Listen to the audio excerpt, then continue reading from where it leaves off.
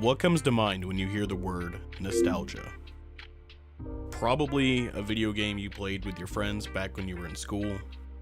Perhaps it's a book that your parents used to read to you before bed.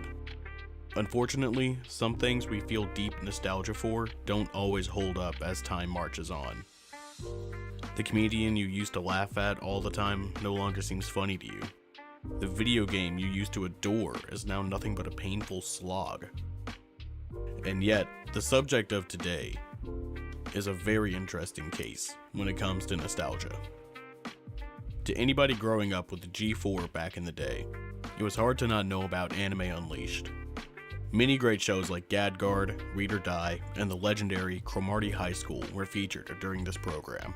And yet, at the time, one show stuck out more than the rest.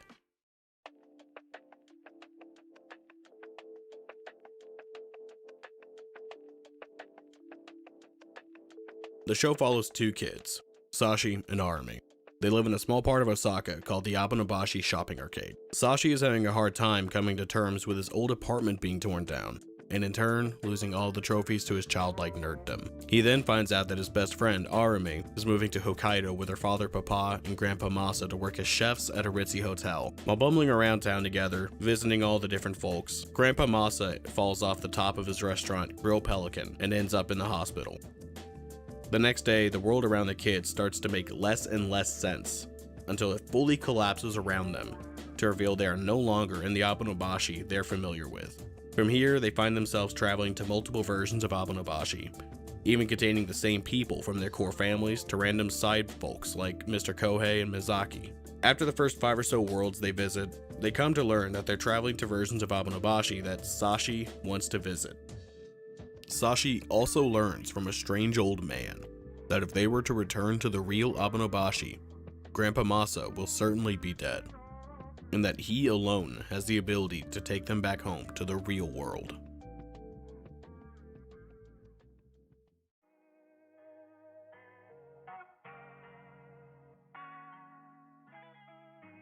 Even though I love so many of the characters in the show, I have to admit, so many of them are nothing but caricatures, only displaying enough surface level qualities for us to be able to recognize them during the world shifts. Mizaki exists solely to sexually confuse people, and Mr. Kohei is always selling something. Even our main characters have lackluster personalities. Sashi can easily be boiled down to just nerdy child with not enough bone control. And Arumi is even simpler, being a character that just asks what's going on and hits shit with a paper fan. And yet, two characters in particular stand out more than the rest. First is Eudes. We see him show up from time to time in the various worlds, and he immediately sparks some curiosity, since we don't know how he's able to ignore the rules of the alternate worlds that the others seem to follow. Turns out, he's an Onmyo mystic named Abenobashi, and he is responsible for the development of the Abenobashi shopping arcade. He's able to travel between the alternate realities and bend them to his liking, to the point of him having a helicopter, TV, fridge, and even robots during the Heian period in Kyoto. We also find out he's Sashi's grandfather, and is the reason why Sashi is able to perform these leaps from reality to reality.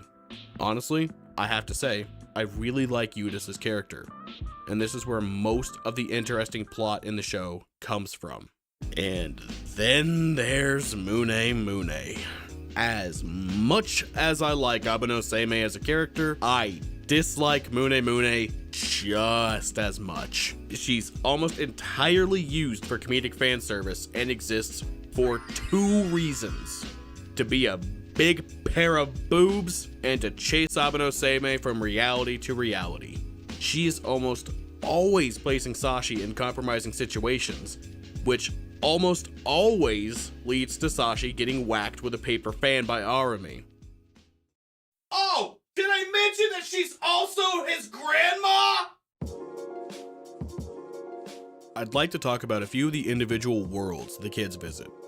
The ones that I found myself particularly loving were the Hong Kong shopping arcade, the Film Noir shopping arcade, and the Turtle Pelican War arcade. The Hong Kong world was probably my personal favorite, featuring a ton of references to classic 80s era shows like Fist of the North Star and Dragon Ball, and also paying homage to Bruce Lee with his iconic yellow jumpsuit from Game of Death. Next up is the Film Noir arcade. This one wasn't something that particularly resonated with me as far as a, oh, I know that reference kind of feeling, but I feel like the comedy and overall premise was the most unique in this world. Sashi and Arumi's families are acting as the police and a mafia family, respectively. And Sashi ends up getting mistaken for a legendary assassin named Rigolgo, being a clear nod to Golgo 13. And the best yet strangest part of that world was how, when instead of dying when you're shot, you instead shrink down and become a comedy relief character. Lastly, I want to briefly cover the Turtle Pelican War. This world came about after Arumi finally had enough of Sashi's made-up worlds and just wants to return home. This causes them to go into a full-blown war with each other's families, leading to some pretty comedic moments and making a few jokes that, as an American, can be a little dicey, but are ultimately rather funny.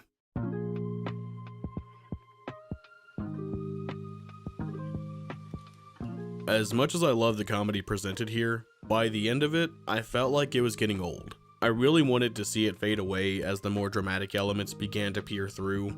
I love the more serious roots that get revealed as the show goes on, but I can't help but feel like they really didn't want to commit to the more dramatic elements they started to show off.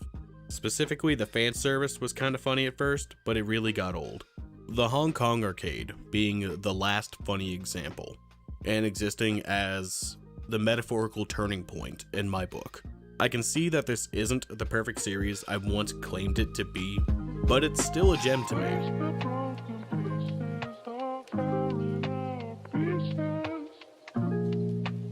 I'm going to sleep.